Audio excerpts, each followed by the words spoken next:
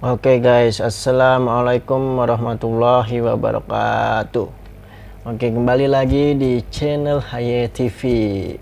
Oke guys, kali ini kita akan belajar tentang masih rangkaian dioda yang rangkaian rectifier yang setengah gelombang. Sekarang kita akan belajar tentang menghitung nilainya, menghitung nilai DC-nya dari setengah gelombang. Menghitung nilai tegangan DC-nya yang melewati dari rangkaian tersebut. Misalnya jadi nilai DC, nilai tegangan DC yang lewat itu sama dengan yang setengah gelombang ya, itu sama dengan nilai tegangan rata-rata. Jadi kalau misalnya kita mengukur sebuah sinyal atau tegangan dengan DC voltmeter, itu nilai yang terbaca itu adalah nilai rata-ratanya guys. Misalnya ada rangkaian, terus kita ukur nih rangkaian penyarah itu. Nah itu yang terukur adalah nilai rata-ratanya dengan DC voltmeter.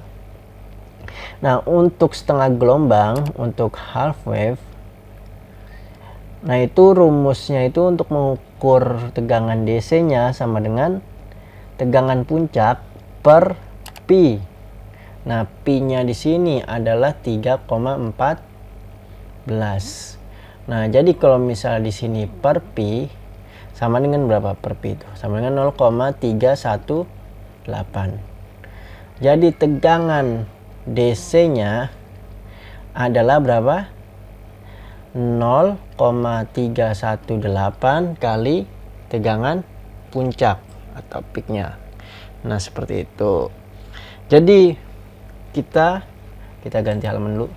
Jadi kita dapat melihat DC atau nilai rata-ratanya, VDC-nya atau V rata-rata yang melewati rangkaian tersebut itu sama dengan 318% dari tegangan puncaknya.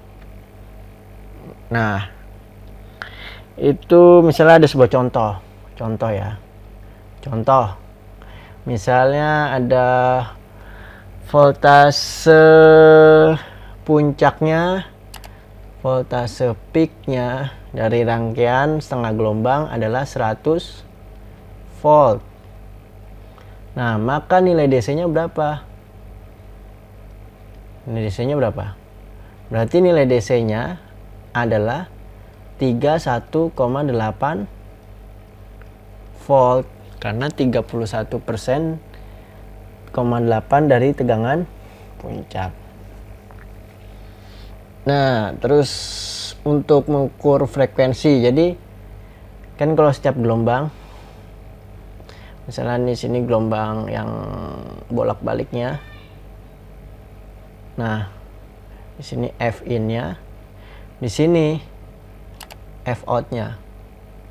Ini tegangan bias maju, sini bias mundur, ini bias maju, sini bias mundur.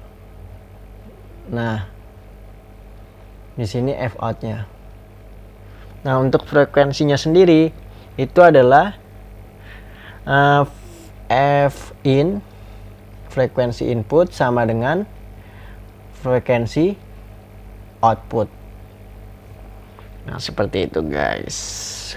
Jadi dilihat dari siklusnya, tiap-tiap siklus. Nah, lihat dari sini. Terus kalau misalnya pendekatan kedua, ini kalau misalnya diodanya kan ideal. Diodanya ideal. Nah, kalau misalnya diodanya kan dioda itu kan ada batas. Dioda kan ada potensial barrier ya kan? Ada potensial barrier. Potensial barrier. Itu biasanya 0,7 volt. Nah, jadi kita tidak dapat mendapatkan sebuah voltase setengah gelombang itu yang sempurna, yang melewati resistor karena ada potensial barrier. Jadi dioda itu tidak dapat menyala sampai sampai sumber tegangan AC mencapai 0,7. Jadi sampai 0,7 itu dia baru nyala, diodanya itu baru bias maju. Nah, terus apalagi ya, misalnya ada contoh nih, misalnya puncak sumber tegangan F peak nya itu F peak yang input adalah 5 volt. Nah, F peak atau F tegangan output yang puncaknya itu berapa? Nah, kalau misalnya 0,7 ini, jadi tegangan puncak output sama dengan tegangan puncak input dikurang 0,7 volt. Jadi kalau misalnya di sini ada 5 volt dikurang 0,7 volt dulu guys. Jadi di sini nilainya berapa? 4,3 volt. Nah, gitu guys cara ngitungnya. Nah, misalnya seperti itu. 0,7 misalnya kan, kenapa gitu? Karena ada sebuah grafik seperti ini guys. Nah, ini di sini 0, di sini masih 0. Terus dia naik pas 0,7 dia baru gini saat. Nah, ini 0,7 di sini misalnya gitu. Nah, seperti itu guys. Dia baru aktif ketika melewati batas 0,7 ini. Jadi dia sebagai batas, berarti misalnya tegangan puncaknya yang input itu harus dikurangi dengan batasnya ini, batas ambangnya ini 0,7. Jadi nanti tegangan puncak yang keluarnya adalah hanya 4,3.